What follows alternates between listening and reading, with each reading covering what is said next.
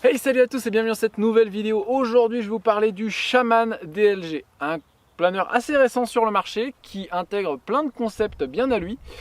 Donc voilà, je vais vous parler de ça aujourd'hui, c'est parti.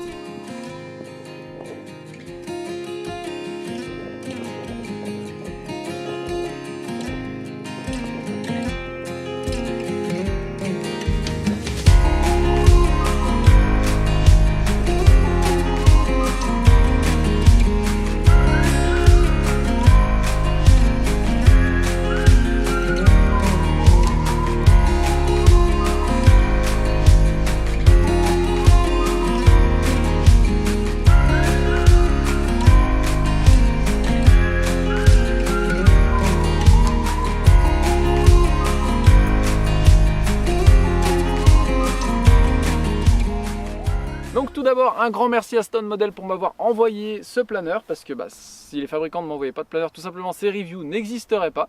Donc un grand merci à eux. Donc aujourd'hui spécialement à Stone Model qui m'ont envoyé leur dernier modèle, le Shaman. Le Shaman intègre plein de spécificités assez uniques dont je vais vous parler tout de suite. Je ne vais pas perdre du temps à parler de n'importe quoi. Donc alors, c'est un peg ganté, ça... Il y a des planeurs avec un peg ganté, il y a des planeurs avec un peg lame. Moi, je préfère les pegs avec un peg lame. Je trouve pas ça génial, les pegs gantés. Je l'ai expliqué dans plein de vidéos.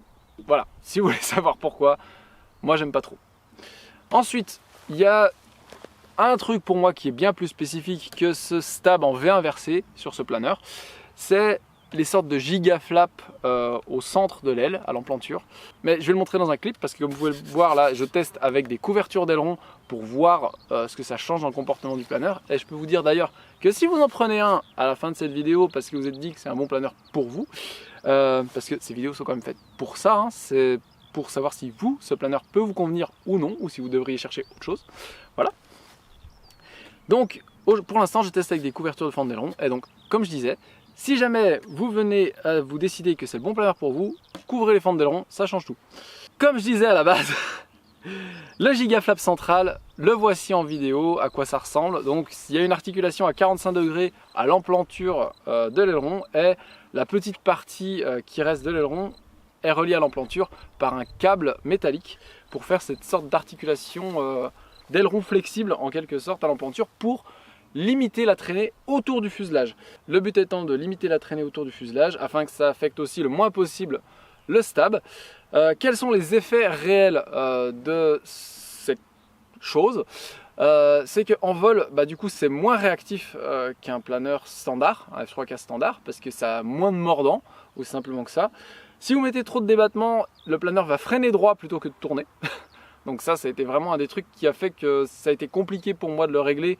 C'est pour ça que j'ai mis autant de temps pour faire cette vidéo, parce que tout simplement en fait le planeur est difficile à régler aux ailerons en termes de sensation par rapport à ce à quoi je suis habitué. Mais par contre, une fois bien réglé, je dois avouer que ça vole pas mal du tout. Ça fait un planeur qui est assez souple aux commandes plutôt qu'un modèle assez vif et réactif. Mais par contre, le modèle est assez difficilement décrochable. Il tient vraiment bien l'air. Ça monte bien dans les pompes. Voilà, ça monte bien dans les pompes. Il faut bien le régler au niveau de tout ce qui est réglage d'aileron, réglage de flap. C'est vraiment un planeur qui demande beaucoup d'attention pour ça. Mais au-delà de ça, c'est un planeur qui, une fois bien réglé, vole très bien. L'aile est en deux parties. Elle est faite, d'ailleurs, ce planeur a été entièrement monté par Stone Model. J'ai pas monté ce planeur, j'ai juste mis ma batterie, mon récepteur. Et franchement, c'était monté hyper bien. Je sais pas s'ils proposent ce service. Si c'est le cas et que vous n'êtes pas super confiant, je pense qu'il faut le prendre parce que c'est très bien fait.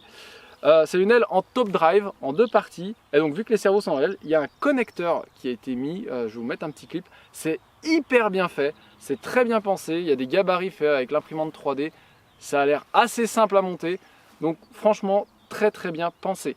Pour ce qui est du dessous de l'aile au fuselage, ils ont fait une sorte de carman ici pour intégrer l'aile au fuselage. C'est propre, c'est bien pensé. Je dis pas que c'est les premiers à le faire, mais c'est bien exécuté. Ensuite, le fuselage, donc c'est un fuselage avec coiffe, donc il y a deux cerveaux dans le fuselage, deux cerveaux dans l'aile. Moi je n'ai eu besoin d'aucun plomb dans le nez avec un récepteur 4 voies et une batterie 1S 300 mAh. Le nez est super long, c'est simple en fait, la coiffe à elle seule fait la taille du nez de énergie. Donc du coup voilà, le nez fait 6-7 cm de plus en longueur. Ça se ressent en spirale. Si jamais vous mettez trop de dérive, le nez va accrocher et le planeur ne va pas monter dans la pompe. Donc attention à ne pas mettre trop d'ébattement à la dérive.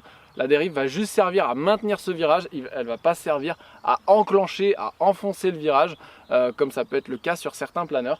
Là, la dérive, ça va être vraiment à doser avec parcimonie, et là, il montera en thermique. Moi, j'ai mis un moment à me dire, mais là, je comprends pas, là, il monte pas. Et en fait, c'était tout simplement mon dosage de dérive qui faisait beaucoup. J'ai réduit de 60% le débattement de dérive, et là, d'un coup, ça y est, ça monte.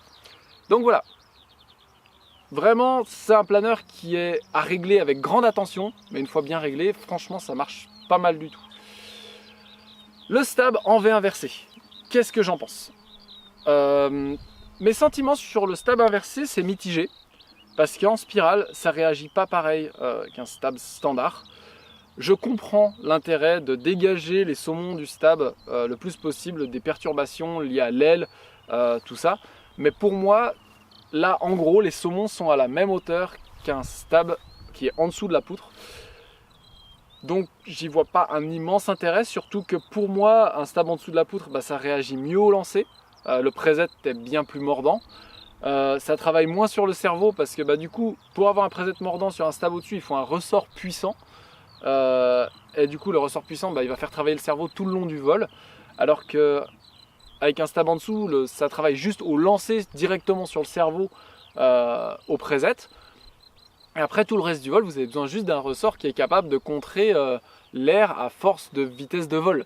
Donc pour moi, mitigé. Vraiment, je sens l'effet, mais est-ce que c'est nécessaire de faire un moule aussi compliqué et le fait, tout ça, sachant que c'est un seul cerveau, c'est un stab tout simple du coup. S'il y avait deux cerveaux, que ça faisait un mix avec une sorte d'aileron, enfin une sorte de possibilité de roulis avec le stab, je dis pas. Mais là, dans cette configuration-là, je vois pas un grand intérêt. Ça enlève rien au planeur, parce que le stab reste léger. Et le fait qu'il soit intégré à la poutre, je trouve ça assez esthétique et ça vole plutôt bien. La dérive, il n'y a pas grand chose à dire dessus. Elle se clipse bien sur le fuselage, tellement bien que moi je ne l'ai même pas collé pour pouvoir le conserver très démontable. Donc je vous recommande pas de faire ça, mais sachez que c'est possible. Voilà. Le planeur dans sa globalité, ici il fait 224 grammes, centré à 70 mm sans aucun plomb dans le fuselage. Donc voilà, en soi un bon planeur, calme. Si vous cherchez un planeur à F3K qui va être bon dans les conditions turbulentes, hyper vif, capable de faire de la voltige, etc., ce ne sera pas ce planeur. Par contre, si vous venez du F5J ou du grand planeur, ou enfin bref, que vous venez de plus grands planeurs qui sont un peu plus mous, un peu plus dociles et qui vont avoir des attitudes un peu marquées et une très bonne glisse, et dans ce cas-là, ce sera peut-être justement vers ce planeur-là qu'il va falloir s'orienter. Donc voilà, le lancer, j'en ai pas parlé du tout du lancer. Pour moi, c'est un planeur qui monte correctement au lancer, c'est pas le planeur qui montera le plus haut, mais ça monte correctement. Il n'y a pas de souci avec ça. Je lance pas fort parce que tout simplement c'est une journée où il y a beaucoup de pompes.